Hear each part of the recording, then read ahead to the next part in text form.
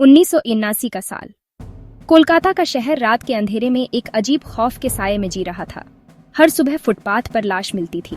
Victim आमतौर पर गरीब, मजदूर या फिर वो लोग होते थे जो सड़ी ढक के किनारे सोया करते थे।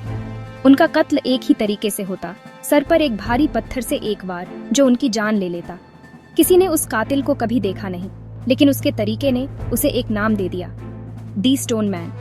जून 1986 से जनवरी 1990 के बीच लगभग 13 लोग इस मिस्टीरियस कातिल के शिकार बने। पैटर्न हर बार वही था, एक पत्थर, एक वार और मौत।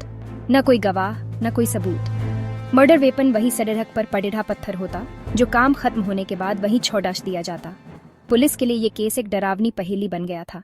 कोलकाता पुलिस ने रातों रात पेट्रोल शुरू कर दी, फुटपाथों पर नजर रखने लगी, लेकिन हर सुबह एक नई लाश मिल जाती थी।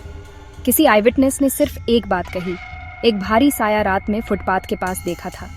लेकिन वो कौन था, उसका चेहरा कैसा था, कोई नहीं जानता था। उस वक्त फॉरेंसिक टेक्नोलॉजी और सीसीटीवी कैमरा काफी कमजोर थे।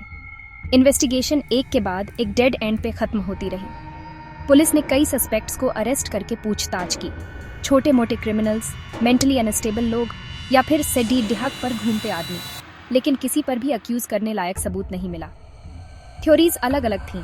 कुछ लोग कहते थे कि ये एक सीरियल साइकोपैथ था जो बस मजबूर और कमजोर लोगों को निशाना बनाता था। कुछ को शक था कि इसके पीछे एक गैंग था जो असली क्राइम्स छुपाने के लिए ऐसे रैंडम मर्डर्स कर रहा था। और कुछ सोचते थे कि शायद ये एक कॉपीकैट किलर था जो मुंबई के अनसॉल्व्ड मर्डर्स को दोबारा दोहरा रहा था। सबसे हैरान करने वाली बात थी मुंबई कनेक्शन। 1982 से 1988 के बीच मुंबई में भी लगभग 12 ऐसे ही मर्डर्स रिपोर्ट हुए थे। विक्टिम्स वही, तरीका वही, फुटपाथ पे सोते गरीब लोग और सर पर एक पत्थर का वार। मुंबई का स्टोनमैन भी कभी पगडेढ़ा नहीं गया। तो क्या कोलकाता और मुंबई का किलर एक ही इंसान था, या दोनों शहरों में अलग अलग किलर्स ने एक ही तरीका अपनाया? यह सवाल आज तक जवाब नहीं पाया। इस दौर में कोलकाता का माहौल खौफनाक बन गया था। गरीब और होमलेस लोग ग्रुप में सोने लगे। एनजीओज ने उन्हें शेल्टर होम्स शिफ्ट करने की कोशिश की। शहर के फुटपाथ रात को खाली होने लगे। लोग डर के मारे रात में घर से बाहर निकलने से बचने लगे।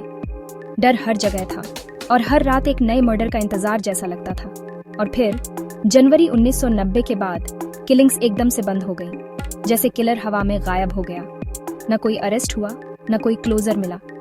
पुलिस ने कुछ सालों बाद केस ऑनऑफिशियली क्लोज कर दिया, लेकिन मिस्ट्री वही की वही रही। आज भी स्टोनमैन कौन था, कोई नहीं जानता। क्या वो एक सैडिस्टिक सीरियल किलर था? क्या मुंबई और कोलकाता का एक ही इंसान था, या फिर कुछ और ही सच था जो कभी सामने नहीं आया? ये सवाल अभी भी हवा में लटके हुए हैं। द स्टोनमैन मर्डर्स आज भी इंडियन क्राइम हिस्ट्री के सबसे डार्क और अनसॉल्व्ड मिस्ट्रीज में गिना जाता है। एक ऐसा कातिल जो सिर्फ पत्थर उठाता था और जिंदगी मिटाकर हमेशा के लिए अंधेरे में खो जाता था।